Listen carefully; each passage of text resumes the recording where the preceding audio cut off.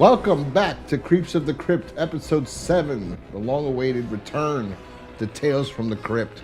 I'm your host, John, along with other Alan. What's up, guys?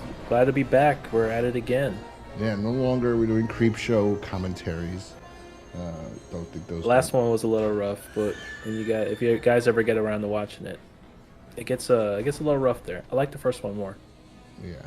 The second one wasn't that bad, especially the ending. It ended decent with the hitchhiker, but, compared to the roaches, which were disgusting.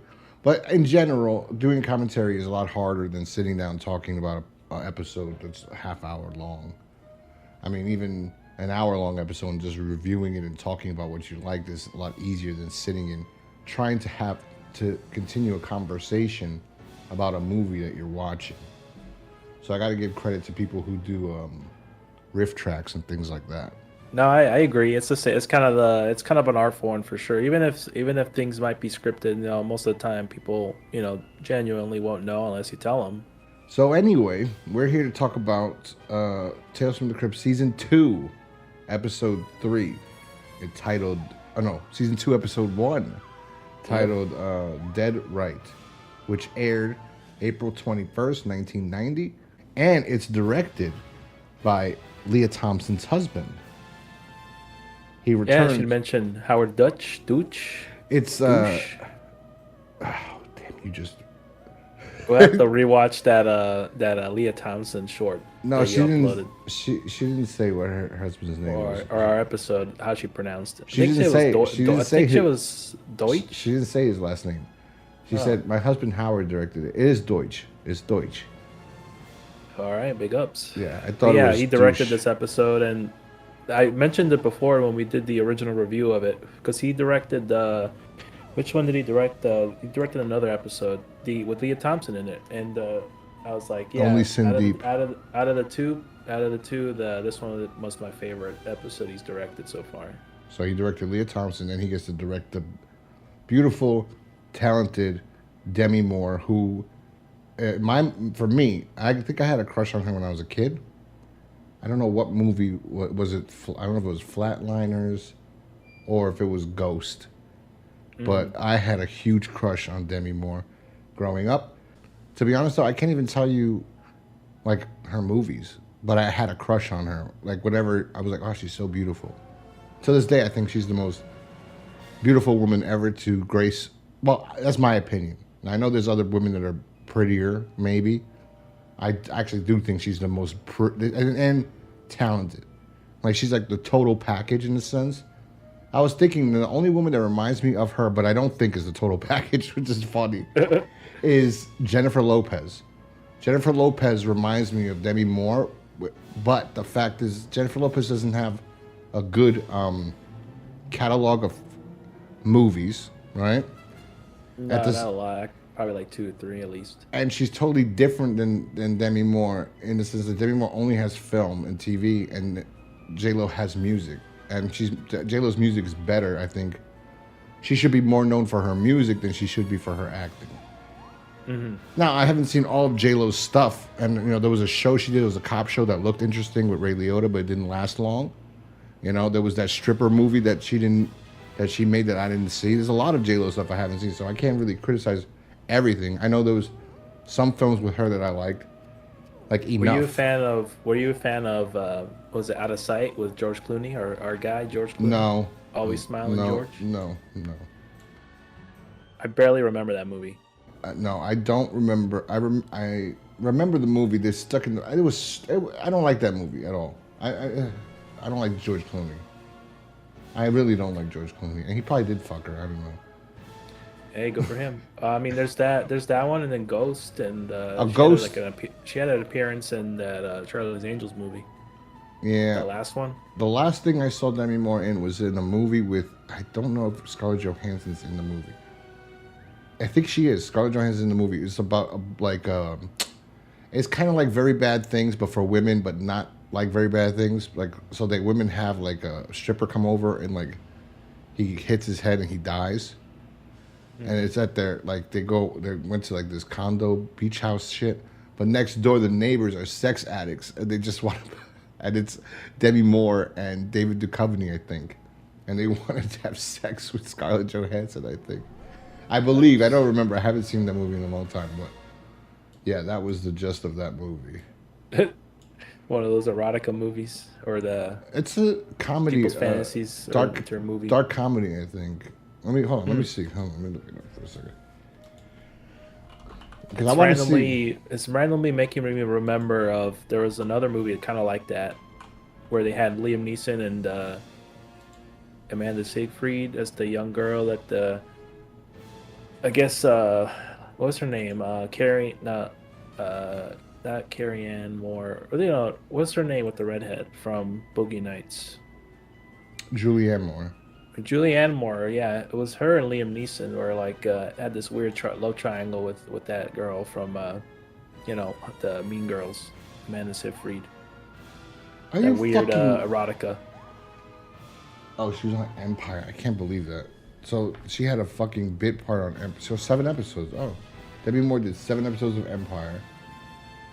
Wow, that's interesting. Nobody ever meant, like, I thought that would be some huge news. It's sad because at one point there was even, I saw an IMDb article of like the 20 most gorgeous women ever to be in Hollywood, and they didn't have Demi Moore on there. And I was like, are you fucking kidding me? From like the 80s or No, in general, from like the 50s, from all of Hollywood. I think it was 20, and then didn't have. They had beautiful women on there. Natalie Portman. They had Jennifer Connelly, but I think Jennifer Connelly that's the one from Hulk, right? She's the one. Also, she was also the voice of the AI in Spider-Man: Homecoming, and she was in Blood Diamond, and she was in a lot of stuff when she was a teenager too. But she had thick eyebrows when she was a teenager. She was in Say Anything, I think. But Labyrinth, okay, here are movies that I've seen a Debbie Moore in. I guess The Butcher's Wife must have been with A Few Good Men, right? Disclosures, which I think I would think about Michael Douglas was like every movie he did that was sexual was like him trying to bang the women he was working with. Like, cause that's always seemed to be the trend. I remember Michael Douglas does a lot of these movies where he's banging women, like Disclosure. Yeah. What was the other one? Indecent Proposal was Demi Moore's, but it wasn't with Michael Douglas. Fatal Attraction, Michael Douglas did that. Basic Instinct, Michael Douglas did all these movies that were like, those were pretty good. Yeah, but he picked I'm gonna work with this one, Sharon Stone, and Demi Moore, and then he did the one with Romancing the Stone with Kathleen Turner. But anyway, Ghost. Apparently he got throat cancer not long ago, right? Yeah, for eating Catherine Zeta-Jones' vagina, supposedly. Yeah, he had a lot of other actresses out there too. Apparently, I caught up to him. It was so much that it fucked him up. This movie kind of hurt her career. The Scarlet Letter. I'm looking, and I guess she didn't have that big of a career, to be honest. I think she had a good couple of notable stuff, but I think overall the themes that we got, at least from her work, is that she's very attractive and also a good actress at the same time. So it's like best of both, like you were mentioning. My memory of her goes kind of back is because as a kid of the '90s, I remember she was voicing the hot chick in the Beavis and Butthead movie, the first one, or I think they only did one. But yeah, she was like the voice in that. They had a couple of big stars on there, and her husband was there too. Right. And then after that, I just known her for a couple of things after that and found out more about her older stuff later on. But yeah, she was doing stuff like G.I. Jane and then the Charlie's Angels thing. She did some but bad she hasn't movies. really done anything else since then. She's done anything noteworthy. She's done some bad movies. Like I'm looking like, oh no, I forgot this. She did that Chevy Chase movie, Nothing But Trouble. You remember that movie at all with Kevin Costner, Mr. Brooks? She was in that. I like that movie. I like that movie. Do you remember liking that movie? Yes. I gotta rewatch it. It's been a while. I like that movie. I remember at the time, Dane Cook was in that. I remember at the time wanting to see more of Mr. Brooks, Kevin Costner, and Dane Cook, and not her. Like no offense to her, it wasn't her. It was like we don't need the generic cop tracking down the killer story, right? Yeah, I remember that part being pretty generic. But there was nothing wrong with her in that movie. But I remember as a kid renting striptease to see, oh my God, she's finally gonna be, and then hearing it's a body double. That's not her. Oh, And for the most part, you don't see because you don't see her face and her body together much of it, I believe. I So always mix up that movie with Striptease. that's what I just said, Or striptease. no, the other one, Showgirls. My bad. Yeah, Showgirls is another one The that I rented. Paul Verhoeven one. I made my mom buy You that. saw, I- you see more in that one, right? oh, a Compared to lot like more. the other one. Yeah, A I lot remember more. that. But I yeah, don't know that what guy's the great. fuck Paul Verhoeven was doing. I'm like, The '90s are different, man. These movies are pretty what awesome. is this about? I don't get it. It's about this fucking Saved by the Bell. Jesse is over here just fucking everyone. Like I don't understand. Just an excuse to film naked chicks. But anyway, so we're talking about Demi Moore because she's the star in this episode of Dead Right, Dead right. Yep. and also starring Jeffrey Tambor from let's see, he's from what people will know from him now is probably Arrested Development.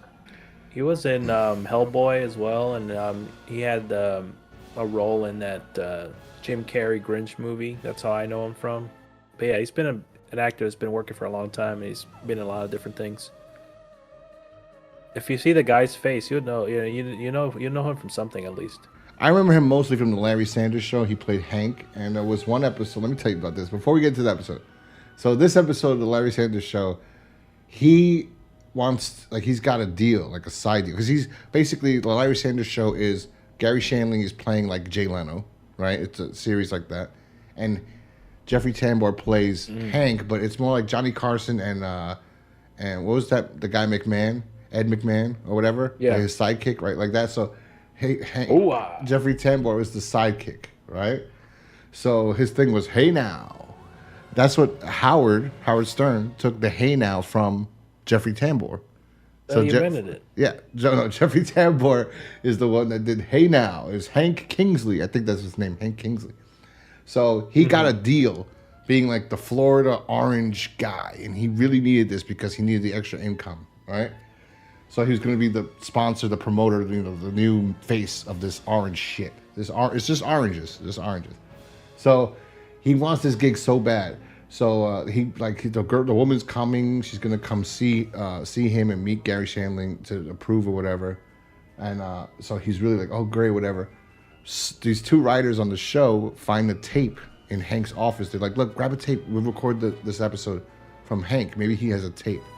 So they go to his office, they open his drawer, they take out tapes, and they take out one of the tapes, they put it in, they press play and it's a sex tape of Jeffrey Tambor fucking two prostitutes, right? And they're like, oh my god. Now the girls on the show are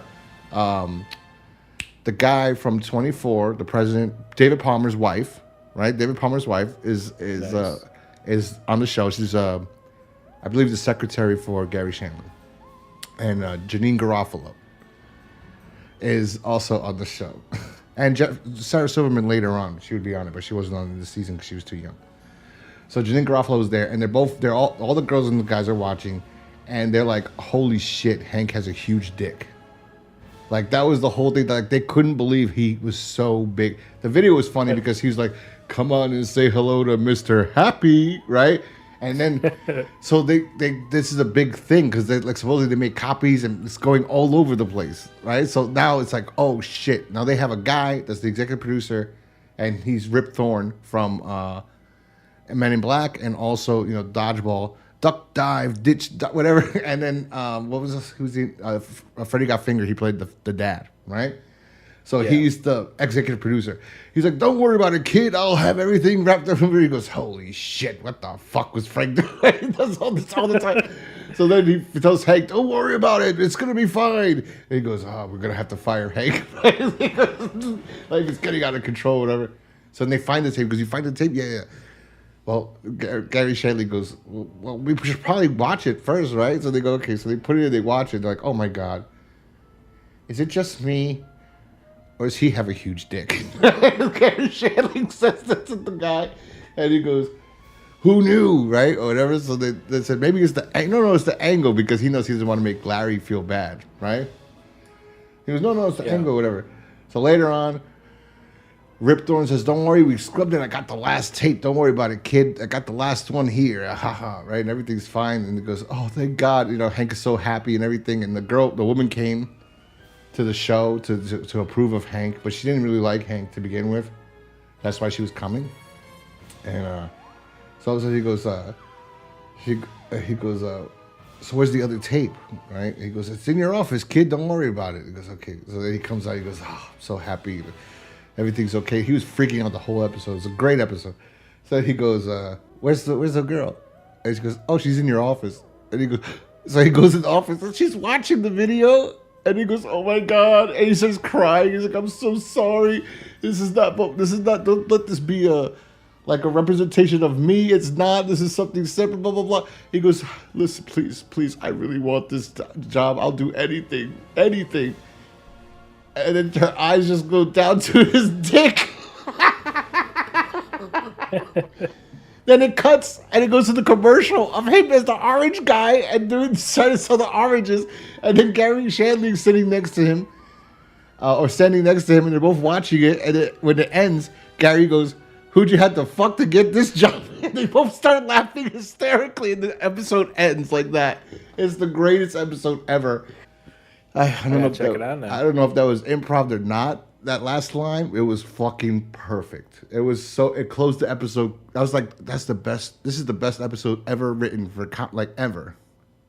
Mm-hmm. And I love like Always Sunny and things like that, but that was a great fucking episode. But anyway, yes, Jeffrey Tambor and Demi Moore. We got them. They're starring in this movie, in this episode. But let Alan tell us, what is this episode about? Oh yes, we got in the beginning of the episode. The Crypt Keeper was dressed up in like a psychic outfit. You know, this is precursor to the beginning of the episode. So we're getting a little bit of a sense of there's going to be some fortunes being told and futures being enacted and predicted right. So this episode, Demi Moore plays. I don't know what she was doing before, but she was walking down the street and then she goes to go see this psychic here, Madame Vorna. She's a secretary. Her name? Yeah, Madame Vorna. She was a secretary. Okay, yeah, she was a secretary in an office, and then she goes to visit her during her lunch break, and then she tells Demi Moore's character, Cathy Marno, that she was going to lose her job in a couple of hours or soon. Pretty much predicting that she was going to lose her job. You know, she's not believing it, not having it. You know, after that conversation happens, we have her go back to the office, and she was punching in, and apparently, she was like an hour and a half late for her lunch break. She just got fired on the spot. So I don't know what happened exactly. She comes back, and her name's Cathy Finch first. It becomes Marno. Right. She comes in and she goes, "I saw that psychic you were telling me about. That dumb bitch doesn't know anything." And she stamps. You believe she told me I was going to lose my job today? And she said that. She says her boss's name. I don't know his name. Was gonna come back and fire me. I told her that asshole is gone for a week, and then she goes, "Excuse me," and then she turns around and says, "I'm sorry, Mister," whatever. And he goes, "It's okay. I wouldn't let name calling cost you your job." But this time she does say that you're supposed to only take a half hour, and you've been gone for over an hour, so you're fired. Yeah, the quick turn of events after that. She goes back to the psychic, right? And then she talks about how she got fired, but it was like her clock I guess she was there long enough where the time on in the place that she went to prior. No, so she was taking enough time she wanted because she's like, "What the fuck, my boss is gone." But when what Lady Vorna told her, "You're gonna lose your job, but you're gonna get another job." So as she's walking down the street after she just lost her job, this guy's throwing out this girl, and he's saying, she's like, "Oh, you need me. He goes, "Oh, yeah, I don't need you. Get out of here. You're lost." He goes, "Oh, I won't find anyone else to do your job. Hey, lady, you need a job?" And he hired her to be a waitress at his bar. Then she goes back to Lady Vorna because she's like, "Oh, shit. This woman can actually predict the future, can see the future." So that's why she goes back to her and she wants to know, I guess, she wants to marry a man with money. That's what she wants. Yeah, pretty much. And the next prediction or next fortune she told her was like she was gonna marry I'll meet a guy with money and eventually marry him, right? And that's after like they get married when he gets the money. So it And she made was things like, a little bit, yeah, she's like, I'm not marrying anybody unless they have money already. Like, I want a yeah, yacht, I want this, I want that. And with all right. that, I'm thinking later on, when the money is brought into effect, that's money couldn't Hmm. get you all those things you were claiming you. Well, then again, no wait, because I forget that it's 1950. Because the setting, it looks like I'm like, It what looks like it time? took place in modern times, at least. Yeah, Yeah. at some points I'm like, where is this taking? What era is this? Because the strip club thing, because the job she got as a waitress was at a strip club, at a Hmm. bar, and I was like, were there strip clubs in the 50s? And I looked it up, and yes, they actually were. It was like, wow, and I was like, okay. So then I was like, they actually were like, I guess at freak shows or something or tents, I don't know. And then they brought them into bars in the 50s. So I was like, oh, that's interesting.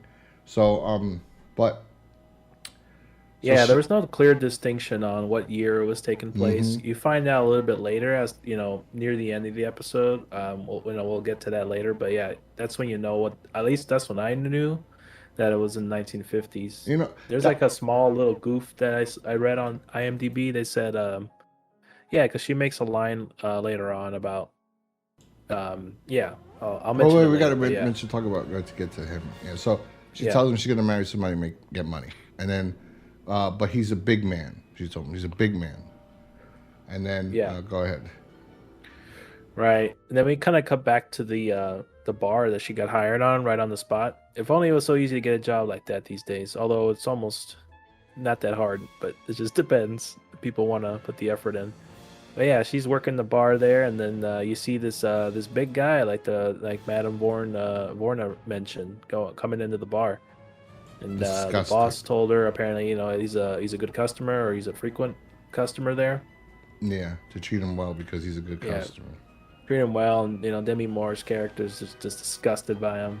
I mean, That's nothing to do with him. let's be honest, okay? We're not seeing it in 4K, so I don't know how it would look now, and if they Right. restored it. But the versions that we can see that aired, he's disgusting. I mean, that's not Jeffrey Tambor. Jeffrey Tambor doesn't look like that. He might have been chubby when he was in, because he got skinnier like in Larry Sanders' show, he was a little bit chubby, but he was not that. Like he's grotesque, absolutely grotesque. That you can't even. That's the best fat suit I've ever seen in my life, and the makeup makes him Yeah, it's just not bad. gross. He looks like Edward James Olmos. Yeah, scars on his face. Wearing fucking fat out. No, not fat. Who's that? That fat fuck from Austin Powers. Oh, fat bastard. Fat bastard. Yeah, there you go. So that's what he looks like. It was just like, oh my god, it's so grotesque, and they do everything to make him gross. Like his teeth are disgusting. Now, Yeah, so that's great. she approaches him to give him his drink, and he grabs her, and he's like, "Oh my god, I'm in love with you." She's like, "Yeah, oh, later, buddy." Like this is like it's not gonna happen. He orders a Rob Roy, and then she goes back and she says to her boss, "Hey Al, I think his name's Al. Yeah, Yeah. get a Rob Roy for the fat boy." No, the funniest part about this episode is that there's parts where she'll say something and then go what, and then she'll like it's so like I don't know how to. Like she'll say something and then she go, "What? What did you say?" And then she'll say something else that's not what she said because she said something really fucking fucked up. So Yeah, she just kind of insults him under her breath, and yeah. it says something else when they question it. So then she looks at him like, "Oh my god!" She said he was gonna be big, but oh my god, I don't know if I could be with that fuck. You know? Yeah, there was a funny line where he was like, Jeffrey Tambor was like, "Oh, a little overweight," and she's like, Yeah, that's a little my. overweight," and then Hitler was a little anti-Semitic, so Yeah. that's a funny line. I love that one because he's like he wanted to go out with her, he, like corners her, and she's like, "No, it's not gonna happen." He goes, "I know, I'm a little overweight." And she's like, "And Hitler was a little anti-Semitic." Yeah, that's a great line. Yeah. After that, he's still trying to pursue her. He was flirting with her, and then he says to the effect that they got something special, like a connection between us, and it's just kind of triggered the fortune in her mind. When she was talking to Madame Vorna prior. And then she goes back to Madame Vorna and says, "This can't be the guy, right? Like this can't be the guy." Yeah, she goes running. She runs away from him. She just runs into the alley and goes Yeah. back to Madame Vorna. And Madame Vorna's like, you were mean to him, weren't you? And Yeah. she's like, of course, he's disgusting. Like, he's gross, dude. He's gross in this episode. So she's like, well, she's like, yeah, that's him. Oh, well, his initials will be, I think she said CM, right? Or something like, I don't remember that part I heard, but I know that she asked him what his name is. It seems like she got initials from Madame Vorna, because that part I missed. So I was like, she was like, what's your name? And he I may have to double check that. Yeah. yeah, I don't know, because I don't know if I know she said, because I missed that part. I would assume she gave him initials because she asked later. She says, "What's your name?" He goes, "I'm Charlie Marno," and then she's like, "Oh shit, like he is the guy, right?" And then she tells her friend they go to eat lunch, the one that kept her job. She goes to have lunch with her. Who's another beautiful actress. I forgot what's her name. She's gorgeous. She's been in a lot of things too. She's another beautiful woman. Brunettes, I love brunettes. So she tells her, like, Madame Vorna says, and she goes, well, why don't you just do it? Because she said he's going to get money. He's going to inherit money. So she goes, why don't you just do it? And she goes, no, this guy's like humongous. Right? So she goes, well, how do you think he's going to die? And then start going through the ways that he's going to die. And it's so fucked up. Oh yeah, that scene was hilarious. Like Yeah. he's one. You guys see one clip of him walking down the street with like a bucket of chicken. And he gets run over by this old ass 50s car. And then she goes, no, it's going to have to be a big semi or something. And then there's like another truck hits him. And then she goes, or he'll probably die eating food. And then, bro, I don't know how. This is like, he's like, I don't think he even has the mouth that, like, I don't understand how he's able to. I'm like, Jeffrey Tambor, especially if you look at him now from Arrested Development, so skinny, right? So I'm just like, how did he fit all that food in his mouth in this fat suit? Yeah, a whole turkey leg in his mouth. Like But choking. He's just swallowing the shit. And trying to die. Oh yeah, he had like ribs. It looked like. Yeah, I like those scenes in this episode, like where I don't know what you call this technique or this idea, but I've seen it in other movies where they hypothetically talk about things that's going to happen to somebody, and we watch it happen. Like like they're there. It's like one of those interesting techniques they use, because you could easily just film something separate away from where they're at, but they're actually we're there with them as she tells the story, and we're seeing it happen around them. So I like that. They're at a diner, and when she's talking about the the director, Leah Thompson's husband, congratulations, sir. I know I've seen you done a lot of good movies anyway, but he goes around her and it pans out the window so you could see Charlie walking down across the street, and then it cuts to him across the street, but it's supposed to be like right there. And he gets hit by. Then she goes, "No, he had to eat food," and it pans another way, and you see him behind her at another table eating and choking and dying. Like that was that's a different. I haven't really seen that like in that many movies. It's a good way to. I don't know. It's a way to, like, use someone's imagination of what they're thinking and showing what they're thinking without going into like the, let's say, the Wayne's World, that thing, like, or a dream or a different cut to something else and that what's in their mind, like Freddy's Nightmares, or you don't know what the fuck is going on. I like that technique, so I think a lot more movies should do that rather than just doing that Family Guy thing where it just cuts to a whole other separate scene and just watching what they just said happen. It's just not as effective. I think it's more creative, and it keeps you focused, I guess, on what's going on by just doing it within that scene or within that set. I think was great. Yeah. Then after this, she's at work again, and Charlie asks her out, right? Yeah, he comes back there because he's a regular apparently, and just flirting with her again, just trying to ask her to go out on a date, go get food and dance, I believe is what he was mentioning they should do. And she hesitantly just forces herself to go. Oh, because later because she doesn't ask me that before. She waits till later when okay. So they go dancing, they go eating Chinese. Yeah, they had this like giant ass table of food. It's like for like 10 people. And he's going ham on it. And she's just picking at it with her chopsticks. He's eating with chopsticks too. She's waiting for that date to be over. That's the only problem I think I have with that scene or this entire episode is that Jeffrey Tambor should have known that Charlie Marno would not use chopsticks. He'd Yeah, use fork it and would have been better if he ate with his hands or something. yeah, but Would've been Jeffrey way Tambor gross. uses the chopsticks and he's great at it. But Ooh, an that's aristocrat. yeah, but this guy's gonna shove his face in with food, you know. But But he yeah, he goes was in public. Yeah, that's why. he goes. I love Chinese food, but you know what? And he says like what he said. I really like Chinese food, but and then she goes, but then she finishes the sentence and like, but you're hungry like 20 minutes after you eat. Yeah, exactly. Yeah, And she's hungry out. He That was a starts good line. he starts laughing and smacking the table. And I'm like, bro, she's just humiliating you, and you're just accepting it. Like, That's the theme of his character is that when he laughs or people you make know, fun gets, of him, he just laughs it off. Like, he laughs it off and just slams his hand on the table. but not knowing that she's 100% serious. Like, like then they go dancing, and then she goes.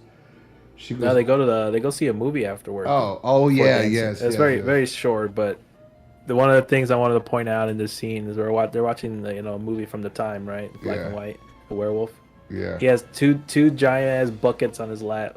I think it's just popcorn. Yeah. I was like, oh look, I mean I could lose some weight. I know I'm a little bit big, but I've never been that much of a fat fuck to just have two large buckets of popcorn. Yeah, me. at the I'm movie very theater. big. It's like a medium still too much. The regular. But yeah, I get the scene. I get what they're going for. Yeah, he's just a slob. The epitome of a gluttony. Yeah. He's gonna disgusting. be in 7 with his guts all over the place. Yeah, after that, yeah, they go dancing. They go dancing, and then he steps on her feet, and she's like, "Ow!" And then he goes, "Oh, I'm sorry." He goes, "I'm light on my feet," and she goes, "I wish you were light." He goes, "Charlie Marno's light on his feet," and she goes, "I wish he was light on mine." Right? Just stepping on him. That's great. So this is the thing. Like she just keeps these fucking lines, and then I don't think was that the night where he drops her off and he kisses her. Yeah, after that, they go back to her place. And, Okay. I like the dynamic between the two because there's a contrast there of wants and needs, right? Yeah. So I think it's great the interaction and this all the shit she says under her breath. So yeah, they go back to her place and she goes to drop her off and she goes in and they're looking at each other for a little bit. Awkwardly, he goes in there and grabs her arm and just kisses her. Yeah. And she's like. That take, if you watch it again, right? That was a great take. She is trying not to laugh I so see it too, yeah. fucking hard, right? And then she turns her head and goes inside, and you can tell he's trying to play it off too, because he's having fun. And I think yeah, you could tell. I think he had so much fun, and I think she was so grossed out, but like, I think she liked like it was funny to her. I don't think. I think she was like, "Oh my god, I can't believe that!" Like, because she knows what he looks like, you know. So it had to be hilarious to her.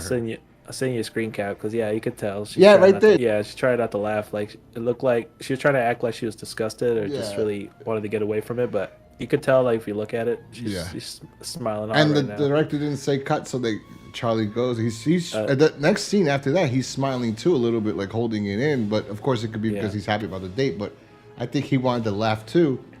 And then he goes. Think it's a little bit of both. Yeah. He goes look in the window, and then he walks away, and then you see her in the window again. Pants stays in the window, and she throws up because she's disgusted. I just threw out some oatmeal. Real quick. And then I think that's the next scene is she's at work, and he comes in and he asks her to marry him, right? Yeah, he goes back there to go see her, and they talk about her getting married, and then she brings up and asks him about like if something were to happen, when we get married, like who can we contact? Do you know anybody who's rich, right?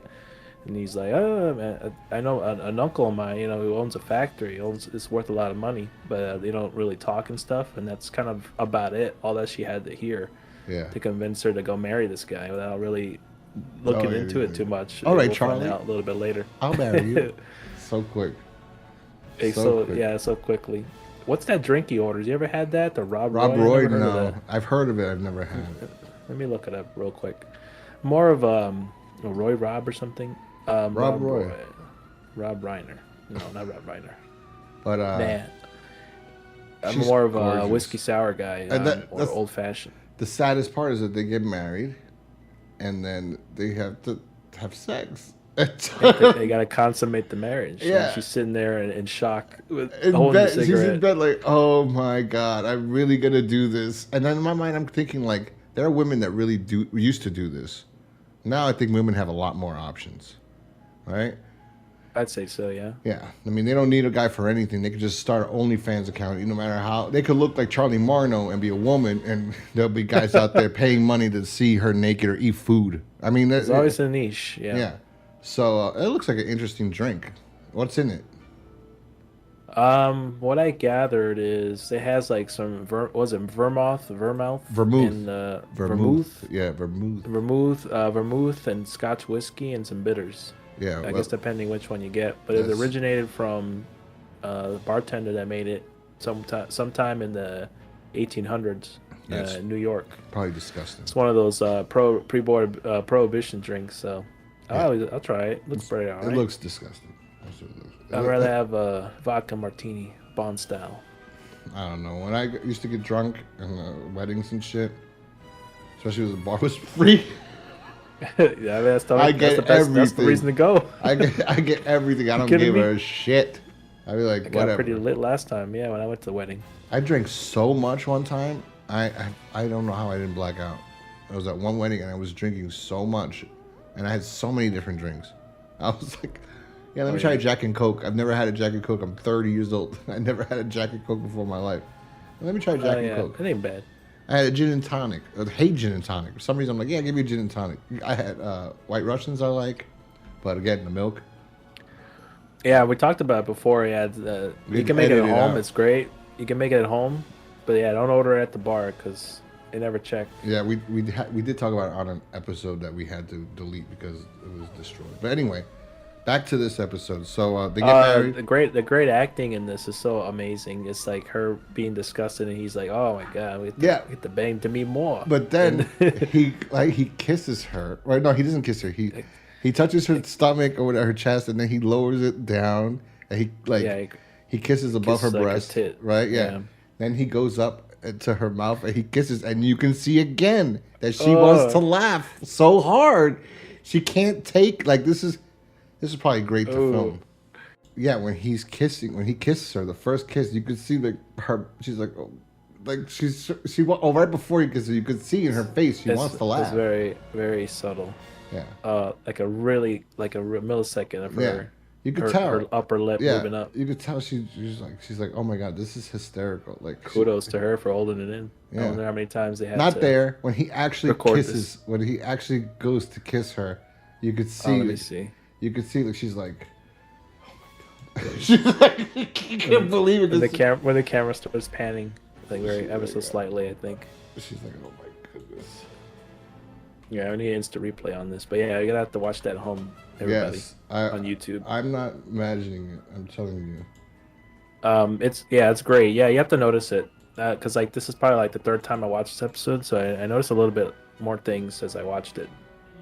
But yeah, they kind of they start, kisses her, and then the camera pans to the turntable that's playing the vinyl there, right? And then it transitions to like, it's almost like something out of a David Lynch movie. It's like a segment of them dancing to the music that's playing on the vinyl turntable, and then it cuts to her cleaning the house, and Jeffrey Tambor just bumming it on the couch with a sub sandwich, and then tells her to clean. She missed a spot, and then and then back to the scene of them dancing. It's like kind of like a time lapse of what they've been up to since that wedding. I read back and I'm looking at the scene right now, and it is when they're kissing, they're making out, and the camera starts to pan, and I guess actors are aware. That's the one I saw. Yeah, actors are aware when the camera's moving. So as the camera's panning, you can see her mouth. She's smiling as he's kissing her because. It's hysterical. Look at this. This is ridiculous. Not even in the comic book did they make Charlie Marno look this terrible. He's horrific. That's just a nice touch. Yeah. He is horrific. It's like so absurd that any woman would put herself through this. I don't give a shit. This is she would do it for money, and this is hilarious. And Demi Moore seems like a fucking nice Yeah, like right there. Yeah. Back in the days, the dames had it hard. So Right there, she's laughing. She's about to burst out laughing. Like, I can't fucking believe, I can't do this. She's like, I can't do this. This is too much. Probably took like 20 takes.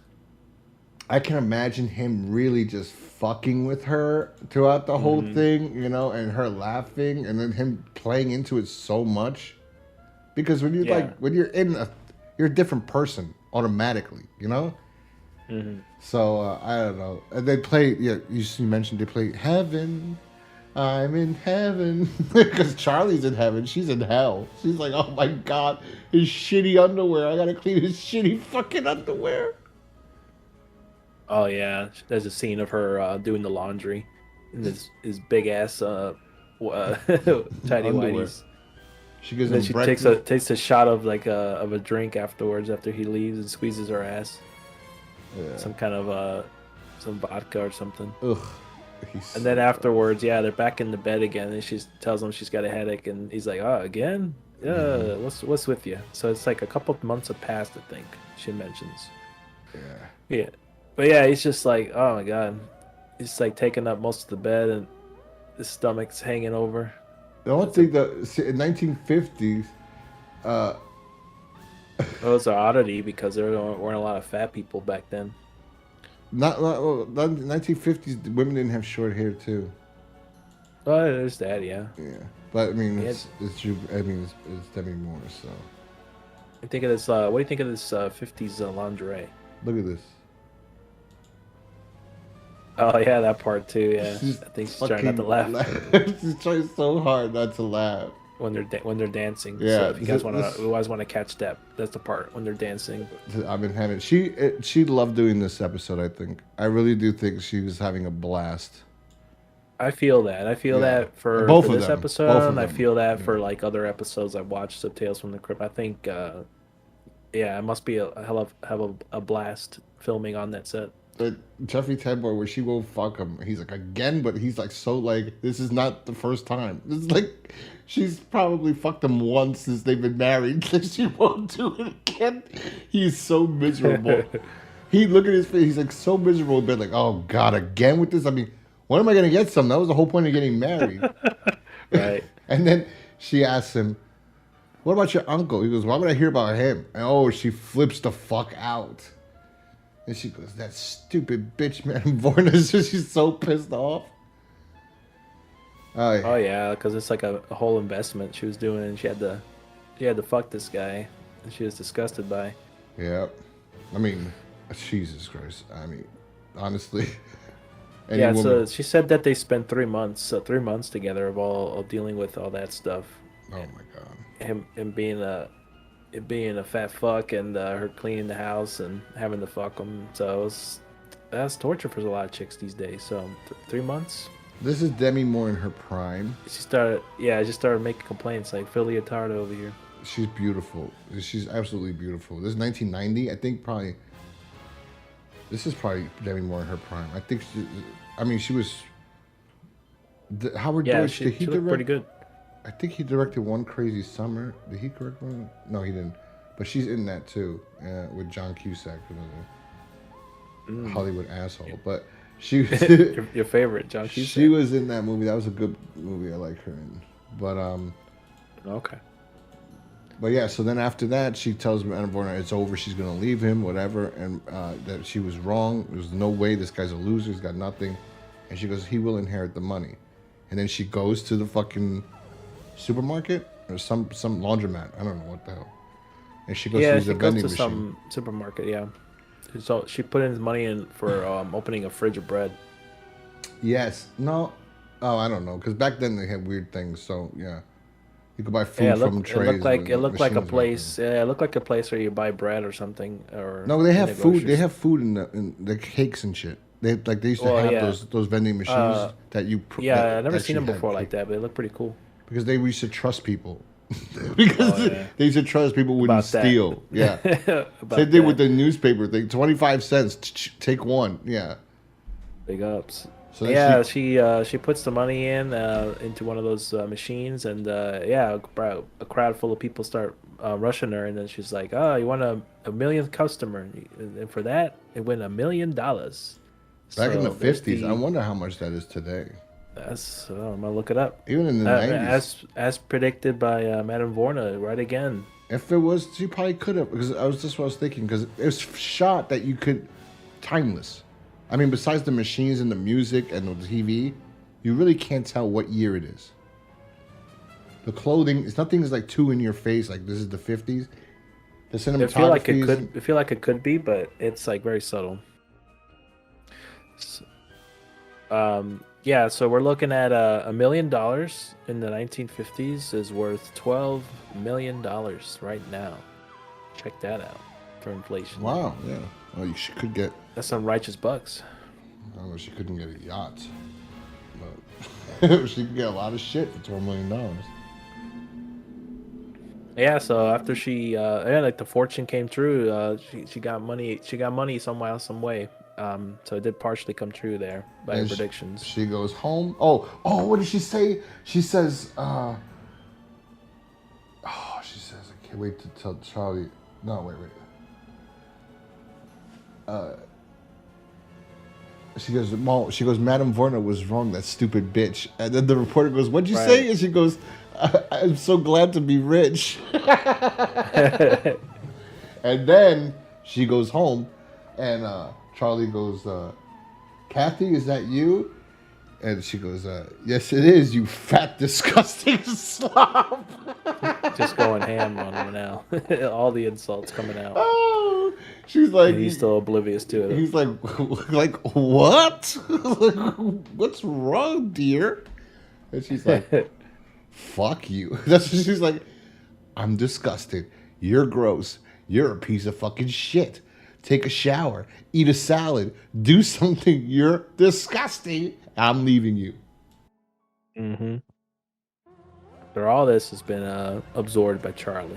He's just like, she's like, what do you mean? He goes, Madame Vorna was wrong. I married you for money, and you don't have no fucking money. I was the one that was going to have the money. And she starts showing the money. I won $1 million. That means I bought a new life or whatever.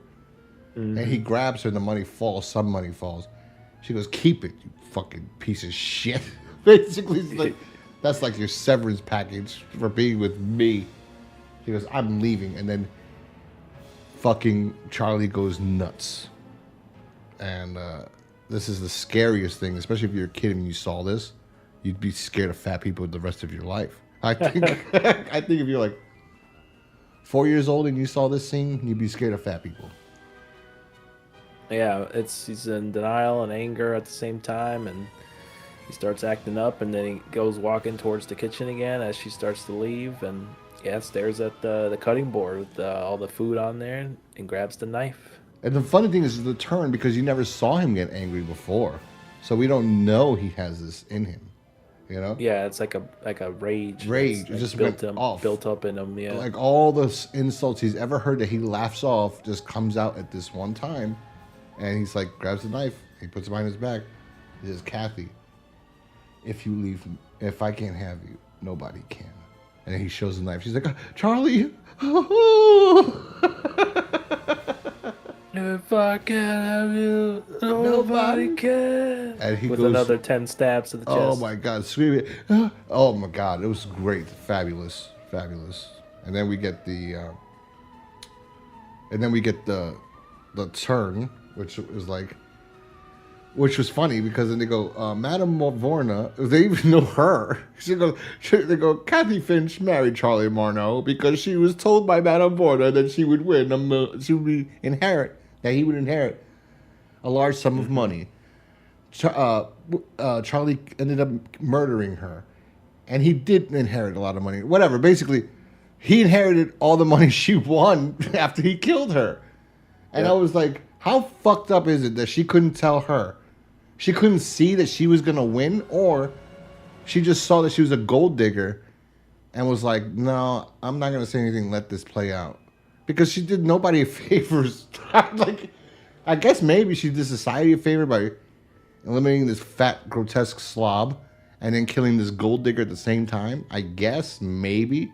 But, like, you got to think, like, you're not that good of a fortune teller if you can't see the person that's going to win the money. You can't tell them you're going to win the money.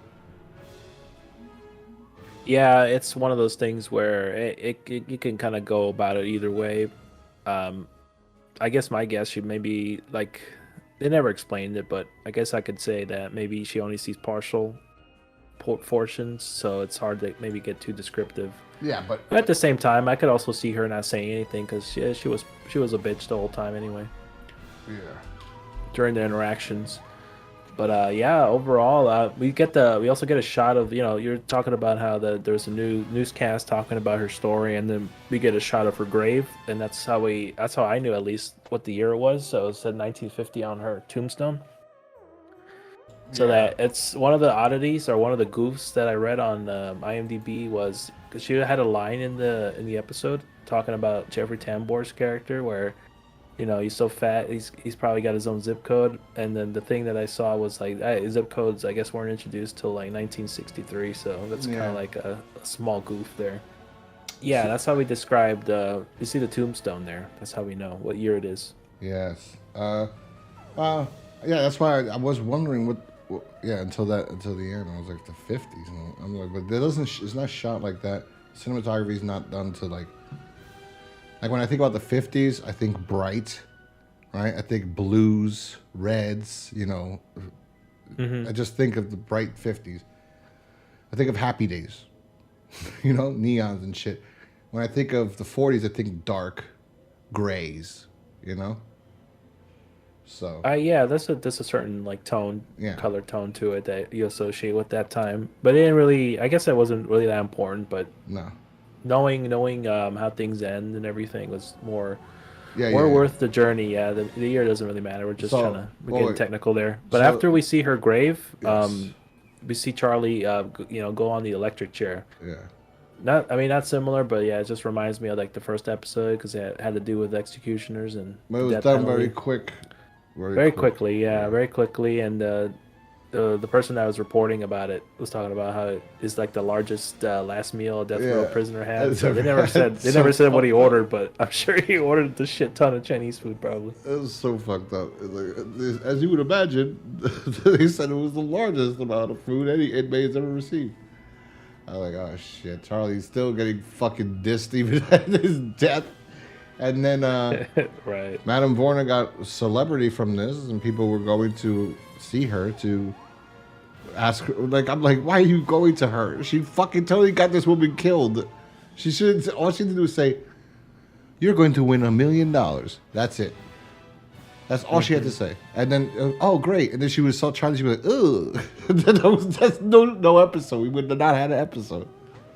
But Yeah, her persistence is what got her killed. I think if she had just taken that for face value, I guess, yeah, she would have avoided being killed because she wouldn't have gone through all the effort to try to marry somebody with money. Exactly. That's the So thing. like just the greed in her just Yeah. blinded her, and some of the logic there, and the consequences, of course. Like yeah, you had to expect some sort of reaction regardless of like how he has been most of the time. Like anybody would be deservedly pissed about being used and shit like that. So yeah, it bit her in the ass, and rest in peace. And then get the nice outro from the Crypt Keeper there. This is one of the best episodes of Tales from the Crypt so far, let's say, right? In general, knowing Yeah, so far what we discussed. discussed. This But is my favorite one. Yeah. Also knowing like the grand, like the list. I know up to season 4 about. That's it. I don't actually even know. I haven't seen season 4 in years, so I don't know that whole season. I know season 1, 2, and 3 very well. So I will say after the first 3 seasons, would this make my top 10? I think it would make my top 10 of the best episodes. It would probably be number 10. I would assume it would be lower because there are better episodes coming up. But it would be season 2 is chock full of great episodes. Yeah. So this is what I'm looking forward to discussing more going forward, because this season's like my favorite. Yeah, I love season 2. It's a good season. This episode was great. The next episode is great. If I was to rate this, I give it 5 stars out of 5. This is a phenomenal episode. And Yeah, I'd go the same too. Yeah, 5 out of 5. yeah, it's really good. And Top tier episode. Oh. This is the stuff that I like about Tales from the Crypt. You know what? I was wondering where I remember I did the Invisible Kid live reaction, right? So Jay Underwood's friend in that movie. I'm like, I know him from somewhere. He's the fucking guy in the Larry Sanders Show that steals the fucking tape from Hank. He's one of the writers that takes the tape from Hank. So that's where I know he was on the Larry Sanders Show. He was a writer on the show, supposedly. You know. But yeah, they had a lot of famous people on that fucking thing. A lot of comedians before they were, you know, very popular. Like I said, Janine Garofalo is one of them. I think I could be wrong. Maybe I'm wrong. I don't know if Chloe's in there. I think she. What's she been up to? I haven't heard her name in a long time. Janine. I don't know. She's old. I remember she was on a season of 24. I don't think it was the good season. No, yeah, it was season 7, I think it was, or 6, one of the two. Random thought, but yeah, this is a great episode. I love it. One of my favorites there. At some point, we gotta put in a top 10 list of our favorite episodes. If we reach all the way up to the last season, which is like what 7 after every season. So far? After every season, we talk about. Oh yeah, we could do that too. Yeah, after every season, we talk about our favorite the last season. So this will definitely be up. This will probably be higher. Who knows on my list of this but of the whole entire series, I think this will be top 10. This is definitely there, as well as it's up there. Yeah. There's 3 episodes of season. There's 2 episodes of season 1 that would be on the top 10 of all time of all the shows, and this would be in there. I think this would be top 10. Could be wrong. Something else might come along. The next episode is great. The next episode is The Switch. That's another great episode. So I can't wait to talk about that one. I just watched it again today, but I will watch it again next week because this is bi-weekly. We post these bi-weekly, which is actually in tradition with EC Comics. EC Comics were bi-weekly. They were, I think, well, it depends which one. There was a Shock Suspense Stories. I think that's what they were called. Yeah, Shock Suspense Stories, which was where this book was from EC. I mean, this story, Dead Right, was from Shock Suspense Stories, issue 6, I believe. Yeah. Right. Yeah, it's a good one to look forward to. This is another one you put me onto prior to me binge watching a lot of Tales from the Crypt. Yeah, this one's directed by our boy Arnold Schwarzenegger. The next one. The Switch. Yeah, The Switch, which is like that's another thing that all these celebrities wanted to direct. Tom Hanks directs one. Michael J. Fox directs one. You know, it's Arnold. Yeah, it's a trend. It's a trend throughout the show. Yeah. We'll talk about that one next time. Yeah, there's a lot to say about that one too.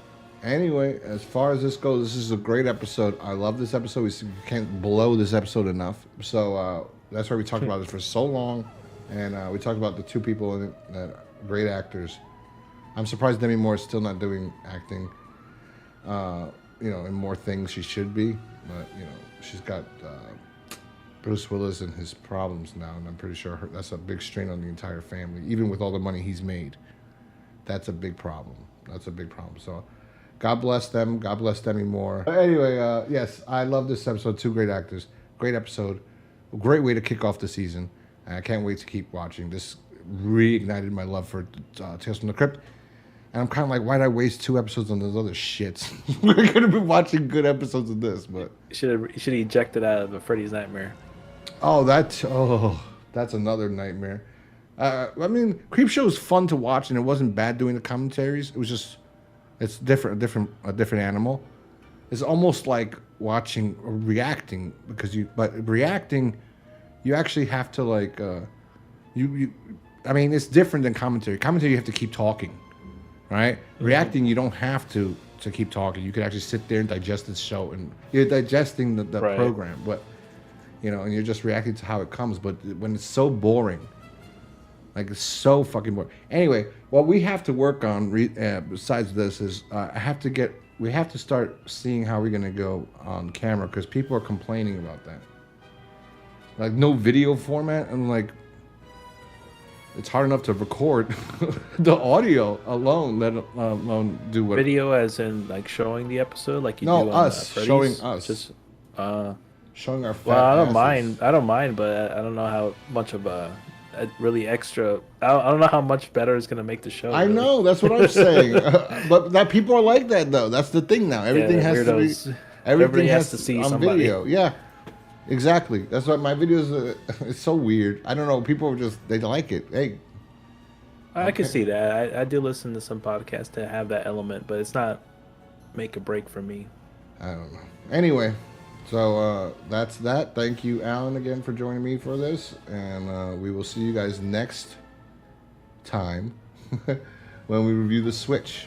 Let us know if you like this episode or not in the comment section down below, wherever you're watching this. If it's on Twitter, on Minds, on YouTube, on Rumble, anywhere, leave a comment down below, and I will respond, or I will like your comment.